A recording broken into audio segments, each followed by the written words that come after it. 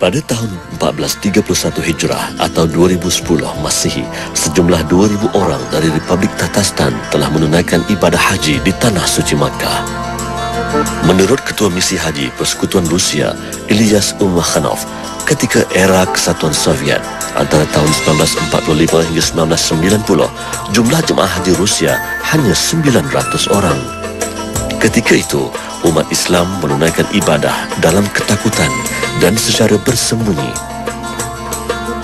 Hari ini, mereka bebas melakukan apa jua ibadah tanpa sebarang ancaman. Rukun Islam yang kelima menjadi wajib jika seseorang itu mampu. Semasa zaman komunis, umat Islam di Tatarstan dilarang daripada menunaikan ibadah harian, apatah lagi menunaikan haji di Mekah.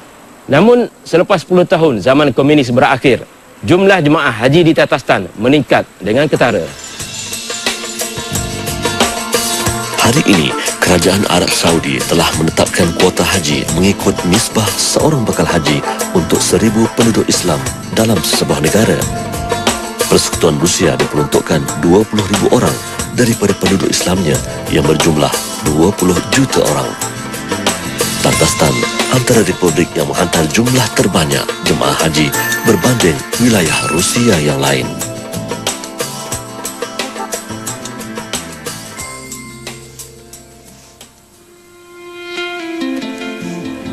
Kami mengunjungi sebuah syarikat pelancongan yang menguruskan jemaah haji dan umrah di negara ini.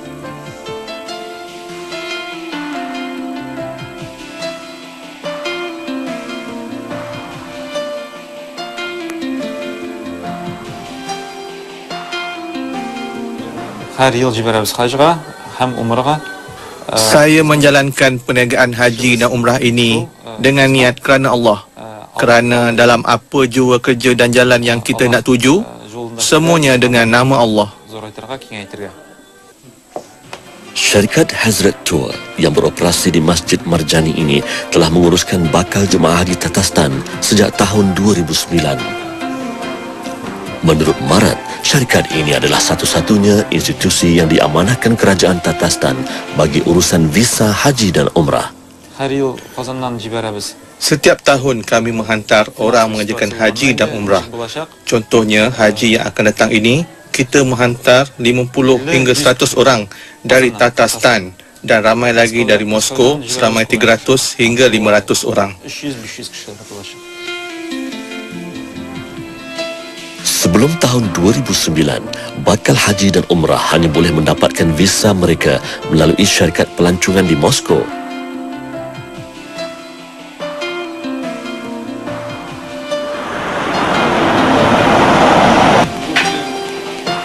Salam Tour, antara syarikat pelancongan yang menguruskan 20,000 bakal haji di Moskow. Peningkatan jemaah haji dari Persekutuan Rusia amat memberangsangkan.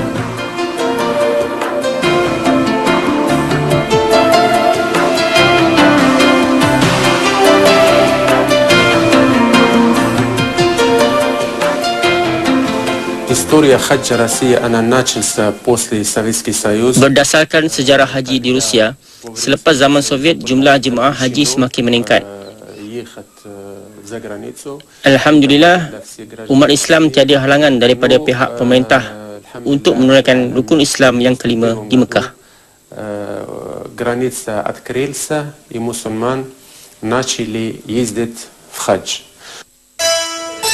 Benarlah maksud firman Allah Subhanahu Wa Taala yang manusia akan datang ke Baitullah walaupun dengan berjalan kaki atau menunggang unta yang kurus dari segenap penjuru yang jauh. Dengan kecanggihan teknologi dan nikmat keamanan sejagat, tiada alasan lagi untuk mereka yang mampu menunaikan ibadah haji mengingkari perintah Allah Subhanahu Wa Taala. Bangsa Tatar dihantar ke setiap pelosok Rusia. Mereka dihalang daripada hidup bermasyarakat. Apakah cabaran bangsa Tatar di era komunis? Saksikan Jejak Rasul 17 setiap hari di TV3.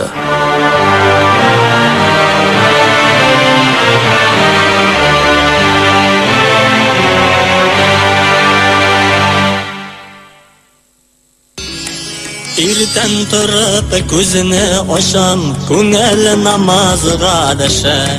Xavflardan saqlab qolib, Qur'on baxit ilasha. Shukr Allah bizda qobat, haq imonga qaytabız. Qur'on oyatlari o'qib o'ssin bolalarimiz. Shukr Allah bizda qobat, haq imonga qaytabız. Qur'on oyatlari o'qib o'ssin bolalarimiz. Aşık sinde ikendige Allah ajaran dirin. Tiri Jejak Rasul 17 sebentar tadi telah dibawakan khas untuk anda oleh RHB Islamic Bank. RHB, kini tiba masanya urusan perbankan anda dipermudahkan.